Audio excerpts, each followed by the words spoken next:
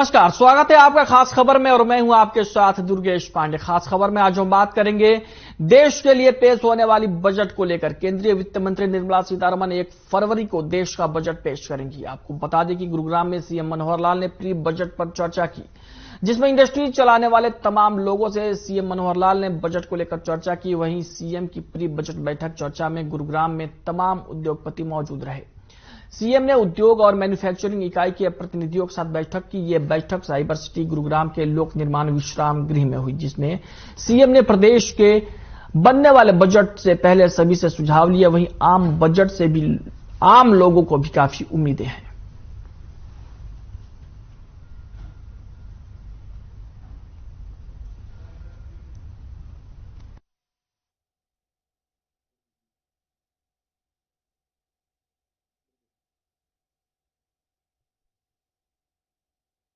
एक एक प्रतिनिधि यहाँ शामिल था। सब ने अपने सुझाव रखे। किसी ने जैसे इलेक्ट्रिक व्हीकल के बारे में सुझाव दिया है, किसी ने इंफ्रास्ट्रक्चर के बारे में सुझाव दिया है।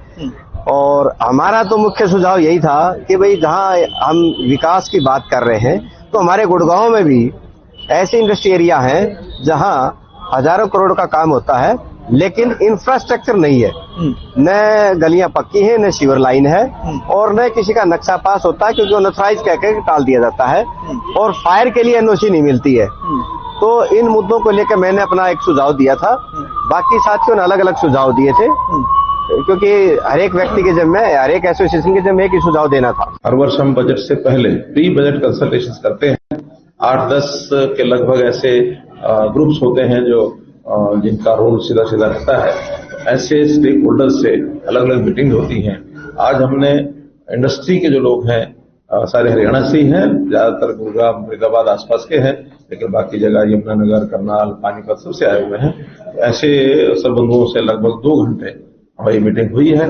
बहुत से सुझाव उन्होंने दिए हैं और उन सुझावों के नाते से हमारा डिपार्टमेंट उसका सारा अध्ययन करेगा और कोशिश करेंगे कि जनहित में जितने ज्यादा सुझाव हैं उसमें लागू किए जा सके। मोटे रूप से इंडस्ट्री हमेशा अपनी इंडस्ट्री बढ़ाने के लिए सुझाव देती है। सरकार के सामने जो उसका टारगेट होता है वो एक तो एम्प्लॉयमेंट रहता है कि ज्यादा लोगों को, हमारे प्रदेश के लोगों को एम्प्लॉयमेंट मिले, ये उसका हेतु रहता है। सेंट्रल गवर्नमेंट के बजट के बारे में एक महिला होने के नाते मैं सबके बारे में सोचूंगी। शिक्षा और स्वास्थ्य पर अच्छा खर्च होना चाहिए क्योंकि शिक्षा पर खर्च नहीं होगा तो बच्चे आगे कैसे बढ़ेंगे, और स्वास्थ्य पर खर्च होना चाहिए। और रसोई का जो सामान है उसकी जो बढ़ रही महंगाई है उसके देखते हुए महंगाई कम हो, और जो किसान बैठे हैं उनके बारे में भी सरकार को सोचना चाहिए। बाकी जो देश के नेता हैं उनको सबके बारे में सोचना होगा क्योंकि तभी हमारा देश आगे बढ़ेगा। जी, मैं तो कुछ क्षेत्र से बिलोंग करता हूँ और एग्रीकल्चर कम बेचता हूँ। मैं सोच रहा हूँ भी काश्तकारों को, जिम्मेदारों को कुछ जीएसटी में कुछ राहत दी जाए और उसकी प्रक्रिया को ना कुछ सरल बनाया जाए, और ऐसे ही इनकम टैक्स में भी मतलब प्रक्रिया को सरल बनाया जाए, ये उम्मीद करता हूँ। बाकी तो महंगाई अप डाउन मतलब बहुत परेशानी हो रही है। कभी मतलब मेटल बढ़ जाता है, कभी मेटल गिर जाता है, ऐसे ही चल रहा है। बस उम्मीद सरकार से यही है कि वो स्वास्थ्य के ऊपर भी ध्यान दे। जितने भी दवाइयां वगैरह जो हैं मेडिकल लाइन में इतनी महंगी है कि आम आदमी का इलाज कराना बहुत ही मुश्किल है। आजकल हर घर में कैंसर से पीड़ित पेशेंट हैं। कैंसर की इलाज इतना महंगा है कि आम आदमी करा ही नहीं सकता। उसको या तो सरकार, जिसकी इनकम कम है, सरकार से परमिशन लेनी पड़ती है उसे, ठीक, उसको वहाँ पे 1,80,000 से कम की जिनकी है उनको सरकार मदद करती है। राहुल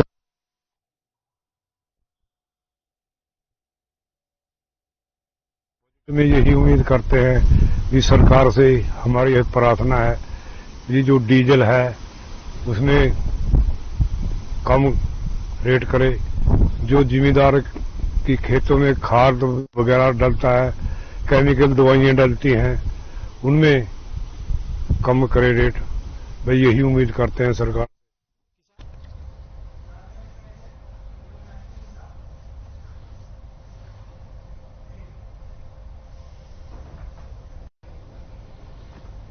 तो खास खबर में आज हम चर्चा करेंगे बजट को लेकर। बजट से लोगों को काफी उम्मीदें हैं और मुख्यमंत्री मनोहर लाल ने भी बजट कैसा हो इसको लेकर उद्योगपतियों के साथ बैठक की है और तमाम वर्ग के लोगों से भी सुझाव मांगे जा रहे हैं, जिस पर चर्चा के लिए हमारे साथ मेहमानों का पैनल जुड़ा हुआ है, जिसमें मोहित जैन है, सीए हैं, ये अर्थशास्त्री के रूप में हमारे साथ जुड़े हुए हैं। सतीश नंबरदार हैं, किसान नेता। प्रवीण अत्रे हैं, प्रवक्ता बीजेपी के, भारतीय जनता पार्टी के। और बजरंग दास गर्ग जी हैं, प्रवक्ता कांग्रेस पार्टी के। आप सभी का बहुत बहुत स्वागत है खास खबर में हमारे साथ जुड़ने के लिए। प्रवीण अत्रे जी, आप ही के साथ शुरुआत करता हूं, क्योंकि अगर बात करें तो यह केंद्र सरकार के इस टर्म का आखिरी पूर्ण बजट होगा और हरियाणा का भी बजट आएगा ही कुछ दिनों बाद। तो क्या कुछ सौगातें मिल सकती हैं जनता को, क्योंकि अगले साल इलेक्शन दोनों जगहों पर है, केंद्र में भी और हरियाणा में भी? देखिए, ऐसा है कि जहां तक केंद्र सरकार के बजट की बात है, 1 फरवरी को बजट पेश होगा, उसके बाद हरियाणा का बजट पेश होगा। अगर हम हरियाणा की दृष्टि से बात करें, हरियाणा के बजट की बात करें, हालांकि मुख्यमंत्री महोदय गुड़गांव में इस बात को स्पष्ट कर चुके हैं कि इस बार जो बजट होगा उसका फोकस रहेगा शिक्षा के ऊपर, स्वास्थ्य के ऊपर, ग्रामीण विकास के ऊपर। एक्सपोर्ट हमारा किस तरह से बढ़े, इसके ऊपर भी बजट के अंदर इस बात के ऊपर भी फोकस रहेगा, क्योंकि अगर हमारा एक्सपोर्ट बढ़ता है तो हमारे पास विदेशी मुद्रा आती है और देश की अर्थव्यवस्था के अंदर विदेशी मुद्रा का महत्व क्या है वो आपको चार्टर्ड अकाउंटेंट हमारे साथ बैठे हैं वो बेहतर बताएंगे। देखिए, एक और बहुत विशेष बात इस बजट के अंदर जो मिलेट है, जो मतलब मोटा अनाज, हालांकि यूएनओ ने मोटे अनाज को अंतर्राष्ट्रीय फूड घोषित किया है, तो हरियाणा सरकार भी एक मिलेट पॉलिसी लाने पे विचार कर रही है, जिससे कि इसको बढ़ावा मिले। और जब मोटे अनाज को बढ़ावा मिलेगा तो उसका सीधा लाभ हमारे किसान भाइयों को होगा। जो किसान भाई आज की तारीख में बाजरा उगाते हैं या उसके अलावा जो दूसरे मिलेट्स है, जो दूसरे मोटे अनाज है, उसकी तरफ किसान भाइयों का रुख आएगा, उसकी तरफ किसान भाई डाइवर्ट होंगे, तो उसका लाभ भी किसान भाइयों को प्राप्त होगा। एक चीज मैं अभी सुन रहा था आपके प्रोमो के अंदर, आप मेरे ख्याल से लोगों से इनके व्यूज मांग रहे थे। हमारे साथ एक समस्या ये है कि बजट के बारे में बहुत ज्यादा जानकारी आम जन को नहीं होती, क्योंकि अभी एक सज्जन कह रहे थे कि जीएसटी के ऊपर सरकार को सोचना चाहिए, मुख्यमंत्री महोदय को सोचना चाहिए। हालांकि ये प्रदेश सरकार का पक्ष नहीं है, क्योंकि जीएसटी के बारे में निर्णय जीएसटी काउंसिल लेती है और जीएसटी काउंसिल के अंदर निर्णय जो है वो बहुमत के साथ होता है, प्रदेश सरकार उसमें नहीं कुछ कर सकती।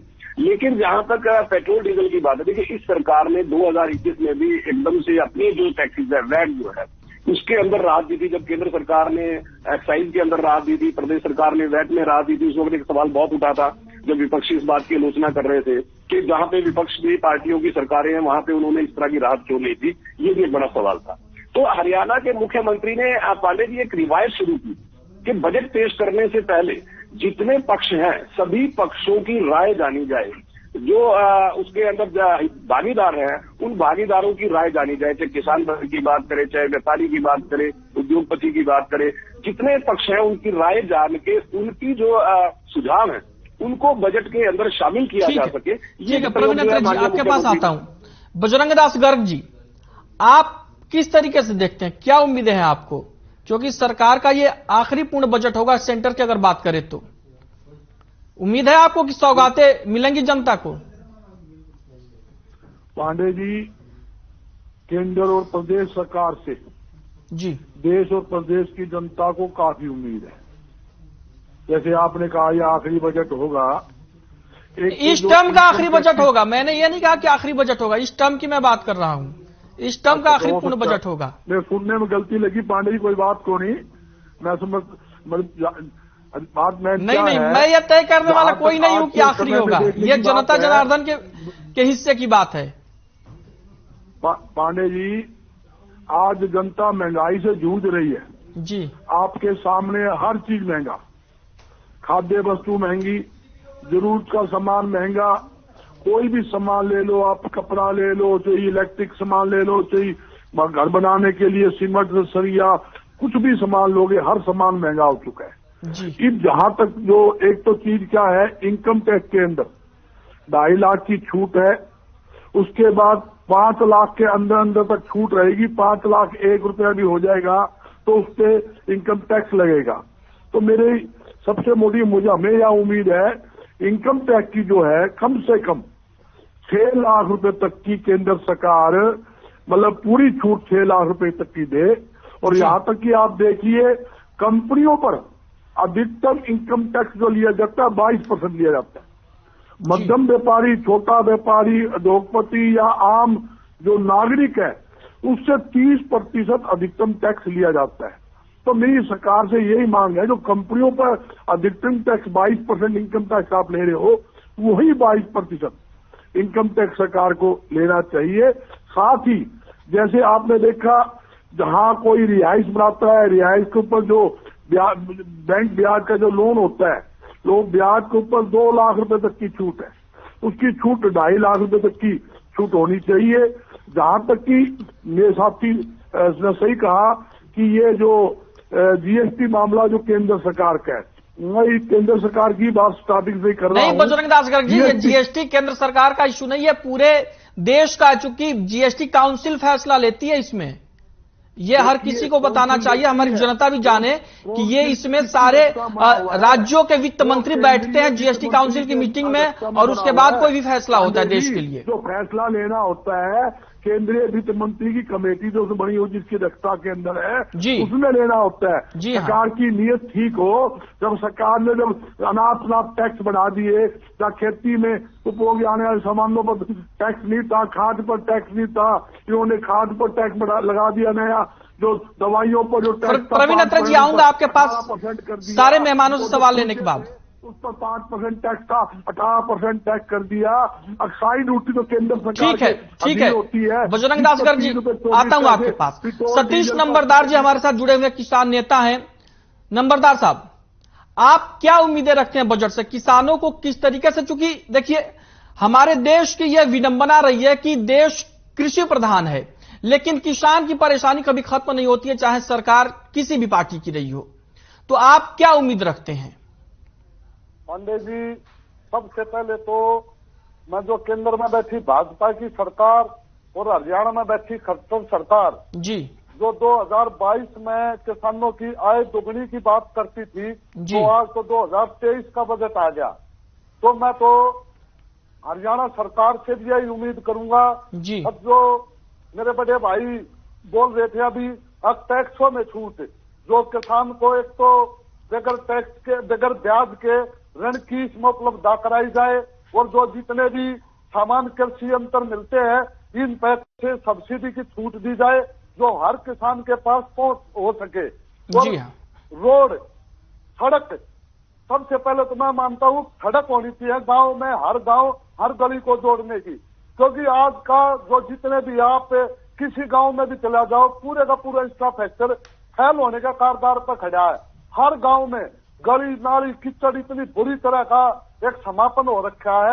अब जो आज गांव में जाकर कोई खुशी नहीं, तो मैं तो सबसे पहले स्वास्थ्य, सड़क और शिक्षा पे भी बजट का विशेष फोकस होना चाहिए, और किसान को ये चीज जो मैंने बताई है इन पर सब्सिडी मिलनी चाहिए, जब किसान का जीवन स्तर को ऊंचा उठेगा। और जो आपने देखा होगा कोरोना में भी एक किसान ही ऐसा था जो जिसने पूरे देश को मतलब एक जीवित रखने का काम किया, और जी हाँ, जो ग्रोथ रखने का काम किया था, किसान ने कोविड में तो इकोनॉमी को भी कृषि सेक्टर नहीं संभाला था जी।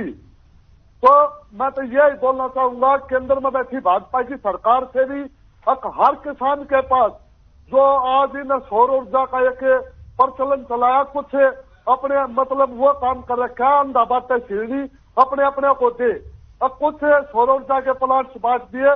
पिछले बजट में माननीय प्रधानमंत्री ने बोला था 20 लाख सौर ऊर्जा के हमें कनेक्शन देने का काम करेंगे। मेरे ख्याल से तो आज तक किसी को 1000 के करीब पूरे हरियाणा में मिलने का काम हुआ होगा। हर किसान को सौर ऊर्जा उपलब्ध करानी चाहिए, जो 75% है इसकी सब्सिडी 90% करनी चाहिए, और ये 10 किलोवाट से बढ़ाकर 15 किलोवाट करना चाहिए, जो अपना किसान अपने खेत में जो अपनी डीजल की भी बचत होगी, पूरे देश की जो विदेशी मुद्रा जाती है तेल खरीदने में, उसका भी बचत होने का काम होगा जी। ठीक है। मोहित जैन साहब, आप किस तरीके से देखते हैं? आपके पास सबसे आखिर में इसलिए आया कि आप सबकी बातें सुन लें और एक अर्थशास्त्री के तौर पर जवाब दें, चूंकि हर कोई चाहता है, समाज का हर वर्ग चाहता है कि मुझे राहत मिल जाए, मेरे लिए कुछ हो जाए, मेरे फायदे के लिए कुछ हो जाए। लेकिन अगर ओवरऑल बजट की बात करें, ओवरऑल इकोनॉमी की बात करें, तो आप कैसे देखते, किस तरीके से सारी चीजों को बैलेंस किया जाए? देखिए राहुल जी, जो अभी आपने देखा 15 दिन पहले वित्त मंत्री साहिबा ने एक भाषण में कहा था कि वो भी मिडिल क्लास से है और वो मिडिल क्लास जो है उसका दर्द बेहतर तरीके से जानती है जी। तो मुझे लगता है ये कहीं ना कहीं एक इंडिकेशन है आने वाले कल वाले बजट के लिए कि जो कल बजट वित्त मंत्री द्वारा रखा जाएगा संसद के पटल पर, वो कहीं ना कहीं मिडिल क्लास को देखते हुए रखा जाएगा। इस साल सबसे बड़ा सरकार के लिए चुनौतियां क्या है? 9 राज्यों में इलेक्शन है, अगले साल लोकसभा इलेक्शन है, वापसी हर कोई चाहता है करने के लिए। सबसे ज्यादा जो वर्ग है जो वोट देता है तबका है वो मिडिल क्लास है और या उससे नीचे वाला वर्ग है जी। तो मैं क्या समझता हूं कि जो आने वाला कल बजट है ये जो वित्त मंत्री जी द्वारा रखा जाएगा, इसमें इकोनॉमी के लिए तो जो डिबेट्स है, जो भी डिडक्शन है वो तो दी जाएंगी, पर कहीं ना कहीं आज अगर हम देखें तो पूरे अर्थव्यवस्था पे कहीं ना कहीं आज हमारी अर्थव्यवस्था ठीक है, कोविड के बाद सभी देशों की अर्थव्यवस्था खराब हुई है, भारत में सबसे ज्यादा उभर के निकला है, पर कहीं ना कहीं फिर भी चुनौतियां हैं कि अर्थव्यवस्था को बेहतरीन बनाने के लिए। बिल्कुल। तो अब आप देखिए कृषि प्रधान सेक्टर जो सतीश बाबू जी बता रहे थे, उसमें मुझे लगता है कि जो जीएसटी रेट है वो कहीं ना कहीं कम किया जाएगा, एग्रीकल्चर इनकम का दायरा थोड़ा बढ़ाया जाएगा, और रही बात जो सबसे ज्यादा सैलरीड पर्सन है जी, सैलरीड पर्सन के लिए सबसे बड़ा दर्द ये होता है कि 50,000 रुपए की डिडक्शन जो उनको अपनी इनकम में मिलती है वो पिछले 10 साल से 12 साल से वही चलती हुई आ रही है। तो पहली बात तो मुझे लगता है जो 50,000 रुपए वाली सैलरी डिडक्शन है वो 1 लाख हो सकती है। दूसरी बात, अगर 5 लाख रुपए पे अगर आपकी इनकम है तो 0 टैक्स है, और 5 लाख रुपए 5 लाख 10 रुपए होते ही आपका टैक्स 12,500 रुपए हो जाता है। तो कहीं ना कहीं एक मार्जिनल रेट टैक्सेशन इस पे लगाया जा सकता है या इस लिमिट को 5 लाख रुपए तक किया जा सकता है। तीसरी बात, जो सेविंग खाते हैं इसमें डिडक्शन मिलती है 80 TTA में मिलती है 10,000 रुपए की, कहीं ना कहीं हो सकता है कि ये इस लिमिट का दायरा 10,000 से बढ़ाकर 20,000 या 25,000 किया जाए, ताकि जो मिडिल क्लास है अपना पैसा बैंक खाते में रखता है, सेविंग अकाउंट में रखता है, उसको भी एक फायदा मिल सके। फोर्थ, आज अगर किसी को घर लेना है तो वो बैंक के पास जाके अपना हाउसिंग लोन लेता है, जिसकी डिडक्शन मात्र इंटरेस्ट की 2 लाख रुपए है। आज महंगाई के इन्फ्लेशन को देखते हुए बैंकों के रेट भी बढ़े हैं, जो लोन का रेट है, और दूसरा कहीं ना कहीं घर लेना भी महंगा हुआ है। उन चीजों को देखते हुए भी मिडिल क्लास के लिए वित्त मंत्री जी कल 2 लाख से 3 लाख रुपए तक की लिमिट कर सकती हैं, ताकि उसका फायदा उनको टैक्स भरते वक्त मिले। चौथी बात जो मुझे लगता है कि जीएसटी के लिए बहुत टाइम से पेंडिंग है कि जो डीजल है, पेट्रोल है, ये जीएसटी के दायरे में लाने चाहिए जी। कल तो मुझे लगता है मुश्किल है कि शायद इनको बताया जाए लाने के लिए, पर इसके लिए एक प्रयास किया जा सकता है कि धीरे धीरे जो फ्यूल है, पेट्रोल डीजल है, वो जीएसटी में आए, ताकि जो पेट्रोल और डीजल की जो कीमतें इतनी उछाल ले रही है वो जीएसटी में आती कम हो सकती है। क्योंकि आज पेट्रोल के ऊपर स्टेट टैक्स भी, वैट भी लिया जाता है अलग से, और बहुत सारे टैक्सेस लिए जाते हैं। अगर वो जीएसटी में आ गए तो एक टैक्स के रूप में आएंगे। अगर हमारा पेट्रोल और डीजल सस्ता हो जाता है तो ट्रांसपोर्टेशन सस्ता होगा और कहीं ना कहीं महंगाई भी सस्ती होगी। अब बात करते हैं कॉर्पोरेट सेक्टर की जी। कॉर्पोरेट सेक्टर में अगर आप टैक्स पे करते हैं तो आपको फ्लैट 22% टैक्स देना पड़ता है, डोमेस्टिक कंपनी अगर आपकी है तो, और सरचार्ज भी देना पड़ता है इनकम अनुसार। तो मुझे लगता है कि स्टार्टअप को और इंडिया में मेक इन इंडिया जैसे प्रोग्राम को प्रमोट करने के लिए सरकार कहीं ना कहीं और स्कीम्स भी लेकर आ सकती है। अभी हम सबने देखा कि गडकरी जी ने इलेक्ट्रॉनिक व्हीकल का प्रमोशन बहुत ज्यादा किया, इलेक्ट्रॉनिक व्हीकल बहुत ज्यादा प्रमोट करे, जिसकी लिमिट 31 मार्च 2023 को खत्म हो रही है, जो 1.5 लाख रुपए का आपको बेनिफिट मिलता था अगर आप इलेक्ट्रॉनिक व्हीकल लेते हो तो मुझे लगता है ये शायद आने वाले 3 साल के लिए ये वाली लिमिट और बढ़ाई जा सकती है। वही साहब आपको रोकना चाहूंगा। प्रवीण अत्रे जी, क्या आपको नहीं लगता है कि सरकार को डायरेक्ट टैक्स के बजाय लोगों की परचेजिंग पावर को बढ़ाने पर ध्यान देना चाहिए? अगर परचेजिंग पावर बढ़ेगी तो जीएसटी का कलेक्शन भी ज्यादा हो जाएगा। देखिए ऐसा है पांडे जी, लोगों की परचेजिंग पावर के अंदर जो इजाफा हुआ है वो हमने अर्थव्यवस्था के अंदर देखा है जी। भारत 2014 तक दुनिया की 11वीं अर्थव्यवस्था था, आज भारत दुनिया की 5वीं अर्थव्यवस्था है। ये ठीक है, लेकिन किसानों की जो परेशानी है साहब, ये बहुत बड़ा इशू है, ये कभी रिजॉल्व नहीं हो पा रहा है। तो देखिए ऐसा है कि किसानों की समस्या, इसमें कोई दो राय नहीं पांडे जी, जो आपने कहा कि ये समस्या लगातार बनी हुई थी, लेकिन वर्तमान सरकार ने किसान भाइयों की समस्या के समाधान के लिए बहुत सी ऐसी योजनाएं लेके आए जिसका सीधा लाभ किसान भाइयों तक पहुंचे। देखिए अभी किसान नेता ने एक सवाल किया था कि आय दुगनी करने की बात हुई थी। जिस वक्त देश के प्रधानमंत्री ने इस बात की घोषणा की, सीधा सीधा मकसद ये था कि किसान भाइयों का जो खेती है वो खेती को जोखिम फ्री किया जाए। सबसे पहले आपने देखा हरियाणा के अंदर भावांतर भरपाई योजना इसीलिए लेके आई हरियाणा सरकार कि किसान भाइयों का खेती का जोखिम फ्री कर दिया जाए। पहले हम देखते थे पांडे जी कि किस तरह से किसान भाइयों को मजबूर होके अपना टमाटर, आलू सड़क पे फेंकना पड़ता था। अक्सर ऐसी खबरें आप लोग दिखाते थे। क्या आपने आप हरियाणा में देखा कि किसान भाई इस तरह का कदम उठाने को मजबूर हुए? तो वो वजह यही है कि एक ऐसी योजना आई। दूसरा जो सबसे बड़ी जरूरत थी कि किसान भाई अपने खेत में जो उगाता है उसकी खरीद एमएसपी पे हो, ये हरियाणा सरकार ने सुनिश्चित किया। केंद्र सरकार जो हरियाणा में या पंजाब में फसलें होती है जैसे धान और गेहूं, वो केंद्र सरकार एमएसपी पे खरीदती है। हरियाणा सरकार ने उसके अलावा 12 फसलें और एमएसपी पे खरीदना शुरू किया, तो इसका फायदा भी सीधा सीधा किसान भाइयों को हुआ। और जो सबसे बड़ी वजह थी, जिस पेट्रोल डीजल की हम बात कर रहे हैं, किसान भाइयों का जो पेट्रोल डीजल के ऊपर बहुत ज्यादा डिपेंड करते थे। इवन हरियाणा में ये स्थिति थी कि उनको अपने खेत में पानी लगाने के लिए इंजन चलाना पड़ता था, डीजल फूकना पड़ता था, क्योंकि उनको बिजली मिलती नहीं थी।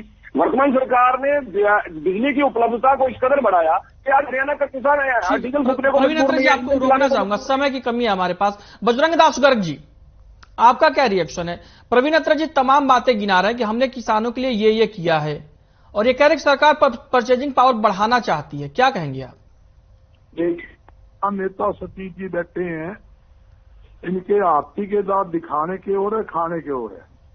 किया कुछ नहीं, सिर्फ जुमले देने के सिवाय कुछ नहीं किया।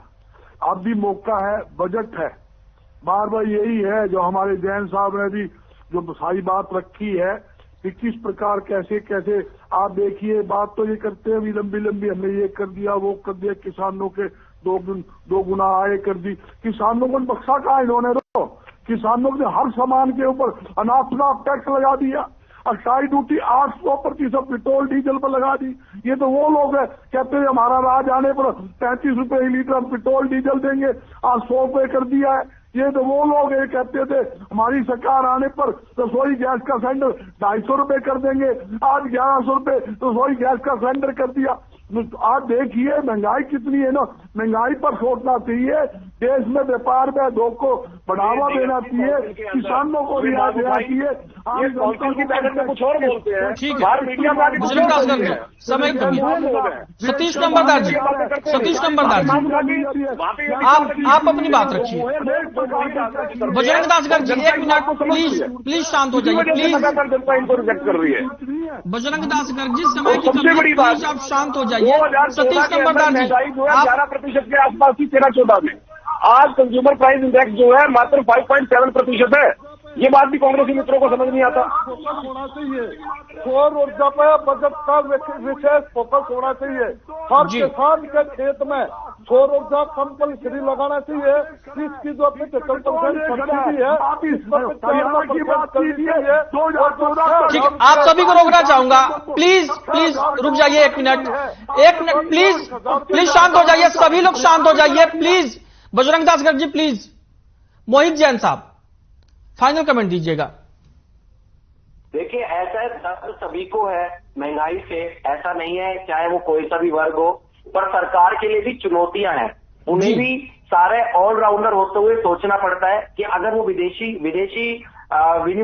मुद्रा के बारे में सोचें तो वहां से भी देखना पड़ता है, एक मिडिल क्लास के लिए भी सोचना पड़ता है, एक कृषि सेक्टर के लिए भी सोचना पड़ता है। ये बिल्कुल ठीक बात है, दर्द सभी का हो सकता है, जिसको नहीं मिलता वो तो बाद में सोचता ही है। पर आप ये देखिए कि आने वाला जो कल का बजट होगा, मैं ये मानता हूं आने वाले भारत के लिए बेहतरीन होगा। दूसरी बात, जो बजट कल प्रेजेंट किया जाएगा उस बजट में चाहे वो एग्रीकल्चर सेक्टर हो, चाहे वो मिडिल क्लास सेक्टर हो, चाहे कोई सा भी सेक्टर हो, सभी को ध्यान में रखते हुए ही किया जाएगा। महंगाई को एक दिन में कम नहीं किया जा सकता। आप देखिए अभी अडानी जी के साथ क्या हुआ, एक रिपोर्ट के कारण 10 लाख करोड़ रुपए का नुकसान। तो ऐसा नहीं हो सकता। मोहित जैन साहब, आपको रोकना चाहूंगा, समय की कमी है हमारे पास। तो हमारे साथ खास चर्चा में, खास खबर में जुड़े हुए थे मोहित जैन सीए हैं और शास्त्री के तौर पर सतीश नंबरदार किसान नेता, और प्रवीण अत्रे जी प्रवक्ता बीजेपी के, और बजरंग दास गर्ग जी प्रवक्ता कांग्रेस पार्टी से जुड़े थे। आप सभी का बहुत बहुत धन्यवाद, आपने अपना बहुमूल्य समय दिया हमें। तो खास खबर में फिलहाल के लिए इतना ही, मुझे दीजिए इजाजत, नमस्कार।